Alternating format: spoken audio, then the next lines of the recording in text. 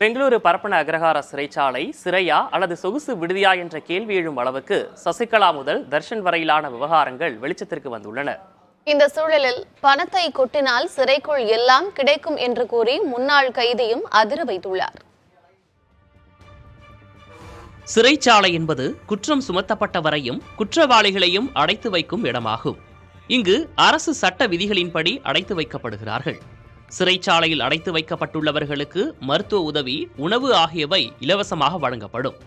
குற்றவாளிகள் தங்களது குற்றத்திற்கான தண்டனையாக சமூகத்திலிருந்து பிரித்து வைக்கும் நோக்குடன் சிறையில் அடைக்கப்படுகிறார்கள்.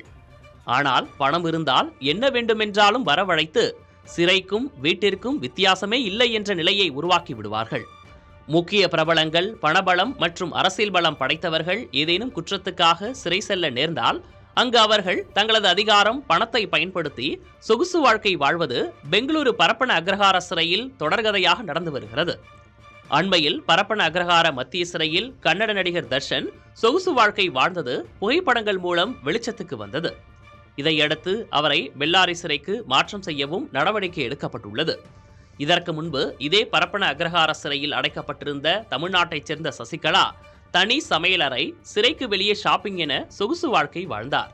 இது சிசிடிவி கேமரா காட்சிகள் மூலம் தெரிய வந்தது. இதையடுத்து சசிகலாவுக்கு சிறப்பு வசதிகளை ஏற்படுத்தி கொடுத்தவர்கள் மீது உடனடியாக நடவடிக்கை எடுக்கப்பட்டது. தற்போது நடிகர் தர்ஷனும் இதே பிரச்சனையில் சிக்கியிருப்பது மூலம் முக்கிய பிரமுகர்களுக்கு சிறைச்சாலைகள் எல்லாம் ஒரு தடையே இல்லை என்ற தோற்றத்தை ஏற்படுத்தியிருக்கிறது. இது மட்டுமின்றி பிரபல கொலை குற்றவாளியான குள்ளச்சீனா சிறையில் தனது பிறந்த நாளை உற்சாகமாக கொண்டாடியுள்ளார். அதுவும் துப்பாக்கி வடிவில் கேக் வரவழைத்து நண்பர்களுடன் சேர்ந்து கேக் வெட்டி கொண்டாடியுள்ளார். பரப்பன அக்ரஹார சிறைச்சாலை சிறையா அல்லது சொகுசு விடுதியா என்ற கேள்வி எழும் அளவுக்கு இந்த சம்பவம் நடந்திருக்கும் நிலையில் பணத்தை கொட்டினால் சிறைக்குள் எல்லாம் கிடைக்கும் என்கிறார்கள் முன்னாள் கைதிகள். சிகரெட்டு, பீடி இதெல்லாமே எதுவுமே யூஸ் பண்ணக்கூடாதுன்ட்டு வெளியே சொல்கிறாங்க. ஆனால் உள்ளவே பார்த்தா ஒரு சிகரெட் பேக்கெட் வந்து 1000 ரூபா விற்கிறாங்க, ஒரு கூலி பேக்கெட் வந்து 400-500 ரூபா விற்கிறாங்க, ஒரு பீடி சிகரெட்டு 500 ரூபா விற்கிறாங்க குறைஞ்சபட்சம். இதில் வந்து முக்கியமான விஷயம் என்னென்னா உள்ளவே வந்து வட்டி பிஸ்னஸ் நடத்துகிறாங்க.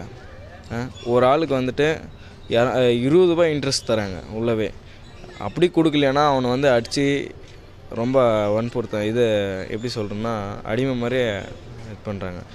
பணம் கொடுத்தால் கோழி இறைச்சி மற்றும் ஆட்டு இறைச்சியை உள்ளே கொண்டு வந்து சமைத்து சாப்பிடவும் 1 மணி நேரத்திற்கு 1000 ரூபாய் என்ற அடிப்படையில் செல்போன் பேசவும் வசதி செய்து கொடுப்பார்கள் என்கிறார் முன்னாள் கைதி.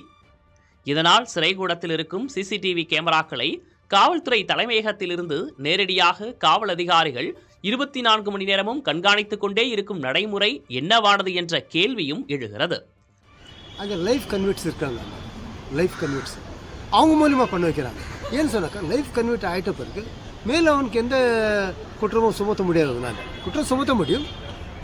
அதெல்லாம் அது வந்து அந்த அந்த 14 இயர்ஸுக்குள்ளே இருந்துட்டாக்கா திரும்பி 14 இயர்ஸ் தான் போய் ஜாயின் ஆகுது. இப்போது புதுசாக இப்போ யாரோ ஒரு பணம் இருக்கிறவன் ஒருக்கு வந்து உள்ளே போகிறான்னு வச்சுக்கோங்க, அவனுக்கு பயம் இருக்கும். ஐயோ நம்ம உள்ளே போயிட்டோம்ல, நம்மளுக்கு எந்த சௌகரியமும் கிடைக்காதுன்னு சொல்லி உள்ளே போனவொடனே அவன் ட்ரெயின் பண்ணுறாங்க. உள்ளே இருக்க லைஃப் கன்வெர்ட்டும் போலீஸை ட்ரெயின் பண்ணுறாங்க. So if you spend the money you get everything சொல்லிட்டு. சிறைக்குள் சொகுசு வாழ்க்கை வாழும் சம்பவங்கள் தொடர்ந்து அரங்கேறும் நிலையில் இதை கட்டுப்படுத்த 15 நாட்களுக்கு ஒருமுறை நீதித்துறையினர், காவல்துறையினர், சமூக ஆர்வலர்கள் என ஒருங்கிணைந்த குழுவாக ஆய்வு செய்ய வேண்டும் என்றும் அரசுக்கு சமூக ஆர்வலர்கள் வலியுறுத்துகின்றனர். புதிய தலைமுறைக்காக செய்தியாளர் ஜெகநாத்.